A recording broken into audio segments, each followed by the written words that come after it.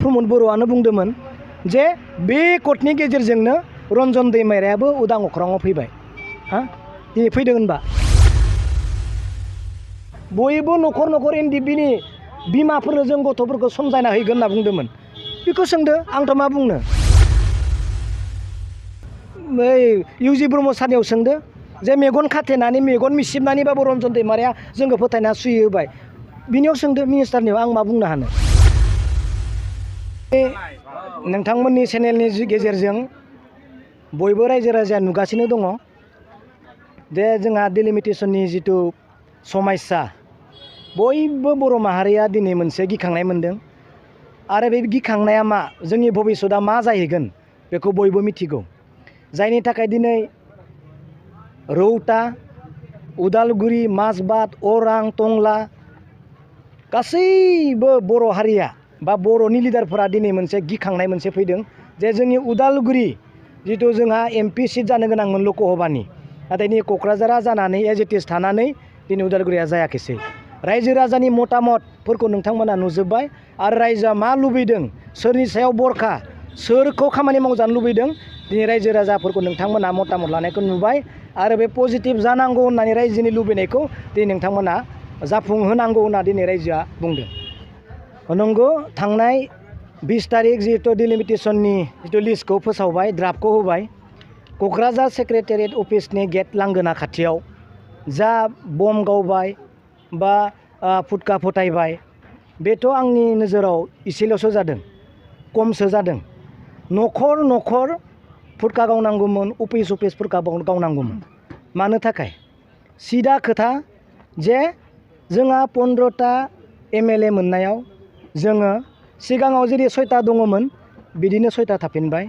आरो मोनथाम बारिनाया दिनै बै गुबुनजों दाजाबनानै 9टा जाबाय। अब्ला दिनै गुबुना 9टा मोनबाय दिनै जों 6टा मोनबाय। राजखान्थिनि फोथाराव दावहा नाङोब्ला 6टाया देरहागोन ना 9टाया देरहागोन सिदा खोथा। अब्ला बिनि थाखाय जोङो फुटका गावनांगोन।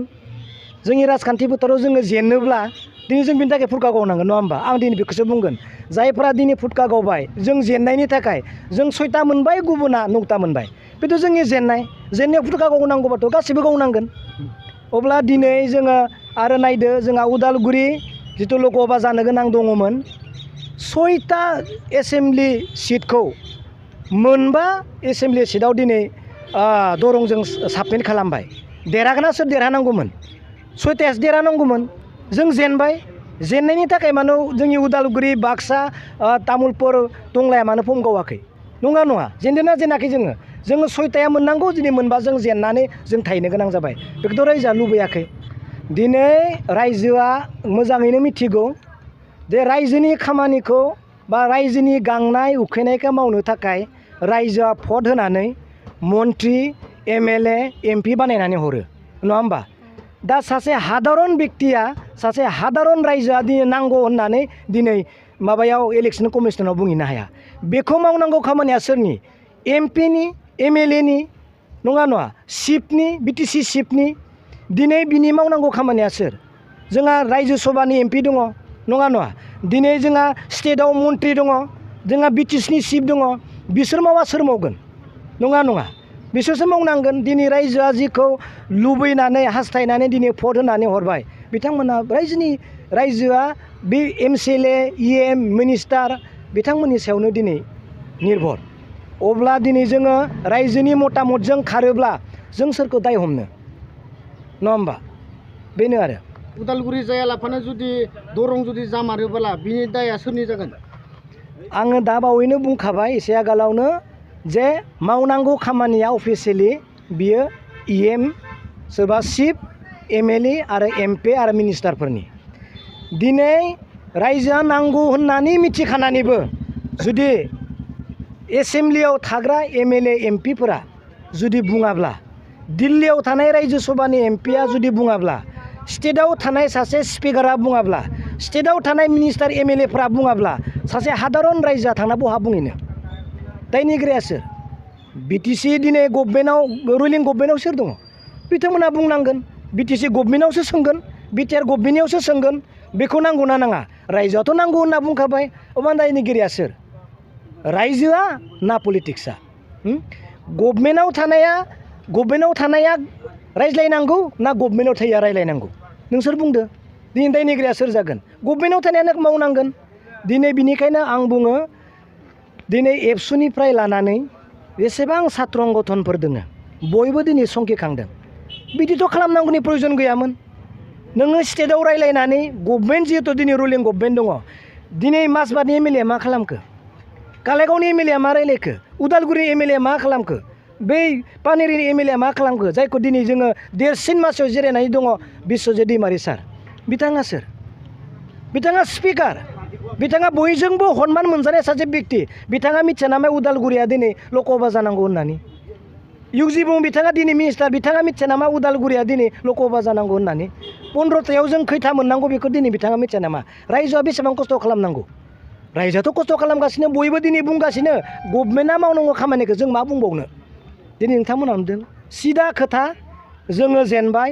15थायाव जों 6था मोनबाय 9थाया गुबुना मोनबाय सिदा खोथा बे जेनबाय जोंनि 6था समस्तिया दरंआव थांबाय मोनबा समस्तिजों डाइरेक्ट सिदा खोथा जों जेनबाय बुंदोंबो मा दंबावो मावदों सरकारा दिनै पजिटिभ जानांगोन रिजाल्टआ पजिटिभ जानांगोन जिथु दाबो सम दं दाबो उदालगुरिया लकसभा जानायनि बेबस्थाया दङ नों जेरैखि जायाबो रायज्लायनानै बेखौ पजिटिभ खालामनांगौ आरो जोंनि बेसेबां बर' रायजो राजा दिनै होजिखावदों दिनै धरना खालामदों बयबो पजिटिभ जानांगौ सिदा खोथा रायजोआ जाय मावनो हाया दायनिगिरिखौ गभर्नमेन्टआ माबाया रायजोआ मिथिखागोन सिदा खोथा दिनै आङो बुंनाय खोथा आं बुंफिननो गोनां जासिगोन दिनै बिटिआर सुक्ति जानायनि उनाव आं मानि थाखाय साबायखर बावनो दिनै 15था एमएलए जानायाव 6था रिजार्भ सिट मोनबाय गुबुना 9था मोनबाय आं बिनि थाखाय साबायखर बावनांगौ नामा दिनै लकसभाया सिदा मोननै जानांगौमोन मोनसेल' जाबाय जों जेनबाय बिनि थाखाय आं दिनै पिस एकर्ड होनना बुंनांगौ नामा दिनै स्कुल प्रभिन्सियेल जायाखै बिनि थाखाय आं दिनै साबायखर बावनांगौ नामा दिनै सिमाया दासिमबो बारियाखै बिनि थाखाय आं दिनै साबायखर बावनांगौ नामा एनडिबि रन्जनजों लोगोसे गुटै केदारा दिनै गवाखै बिनि थाखाय आं साबायखर बावनांगौ नामा दिनै सासेबो बेकार सेंग्राफ्रा सासेबो लाइमोनफ्रा सासेबो एनडिफ्रा दिनै साख्रि मोनाखै बिनि थाखाय आं साबायखर बावनांगौ मा नङा होमबा बिनि थाखाय आं दिनै पिस एकर्ड होनना बुंनांगौ नामा मावनो गोसो दङ नाथाय मानि थाखाय मावनो हायाखै बयबो मिथिगौ मानो खुगासिया बेनो आरो खोथाया दिनै खावलायदों बयबो बिनि थाखाय एलार्ट जानांगौ फैबाय थानाय समाव जोंनि रायजोआ बयबो लिडारफोर दङ नाथाय गोरोन्थि खालामनो मोननाय नङा बे सिदा खोथा उदालगुरिया बे एमपि सिट जाथारनांगौ सिदा बिनि खोथायाव आङो आगोलबो बुंगासिनो दङ आरो बुंबोगासिनो दङ फ्राय आं एनडिबिनि खोथाखौनो बुंबाय थानो गोनां जायो आरो बुंदों सिदा खोथा मानगोनां प्रमद बर'आनो बुंदोंमोन जे बे कर्टनि गेजेरजोंनो रन्जन दैमारियाबो उदां अख्राङाव फैबाय दिनै फैदों होनबा नोंसोर सोंदो सों प्रमदफोरनियाव सोंदोब्रा नोंसोरो मिडिया जानानै जे नोंथाङा दि बुंदोंमोन जे उदां अख्राङाव रन्जन दैमारिया बे एकर्डनि गेजेरजोंनो फैबाय नोंसोर सोंदो सोंनो हाया होमबा नोंसोरो सोंदो बयबो न'खर न'खर एनडिबिनि बिमाफोरनो जों गथ'फोरखौ समजायना हैगोन होनना बुंदोंमोन बेखौ सोंदो आंथ' मा बुंनो बै इउजि ब्रह्म सारनियाव सोंदो जे मेगन खाथेनानै मेगन मिसिबनानैबाबो रन्जन दैमारिया जोंखौ फोथायना सुयो होबाय बिनियाव सोंदो मिनिस्टारनियाव आं मा बुंनो हानो बिसोरसो दायथ' लादोंमोन दा जों रायजोआथ' पजिटिभखौ मोनाखै बेनो आरो थेंक इउ